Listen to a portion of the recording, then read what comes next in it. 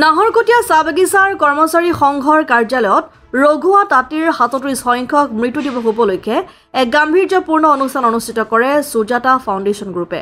ভাষা আন্দোলনৰ সময়ত অসমীয়া ভাষাক ৰাজ্য ভাষা হিচাপে স্বীকৃতি পাবলৈ প্ৰয়াত ৰঘুৱা তাঁতীয়ে ১ লাখ চাহ জনগোষ্ঠীয় লোকৰ স্বাক্ষৰ সংগ্ৰহ কৰি অসমীয়া ভাষা চহকী কৰি থৈ গৈছে। ৰঘুৱা তাঁতীৰ বৃহত্তৰ অসমীয়া জাতি আৰু ভাষাৰ প্ৰতি থকা অৱদান দীৰ্ঘস্থায়ী কৰিবলৈ আৱৰ্ত মূৰ্তি প্ৰতিষ্ঠা কৰাৰ কথা অৱগত কৰে সুজাতা ফাউণ্ডেশ্যন গ্ৰুপৰ অধ্যক্ষা সুজাতা কাৰ্তিকে।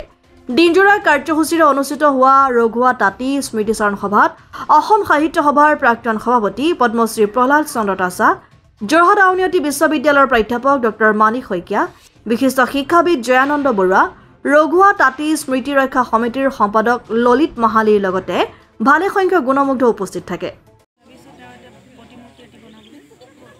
সুজাতা ফাউণ্ডেশ্যনৰ কাৰণে অকল সম্ভৱ নহয়। আমি প্ৰথম সুজাতা ফাউণ্ডেশ্যনৰ এয়া হৈছে প্ৰথম প্ৰচেষ্টা, যিটো হৈছে আমাৰ ককা প্ৰয়াত ৰঘুৱা তাঁতীৰ আজি স্মৃতি দিৱস। প্ৰথম আমি এই ফাউণ্ডেশ্যনৰ জৰিয়তে আজি প্ৰথম অনুষ্ঠান আমি অনুষ্ঠিত কৰিছোঁ। অনাগত দিনতো এনেধৰণৰ অনুষ্ঠান আমি আগলৈ কৰি যাম বুলি আশাবাদী।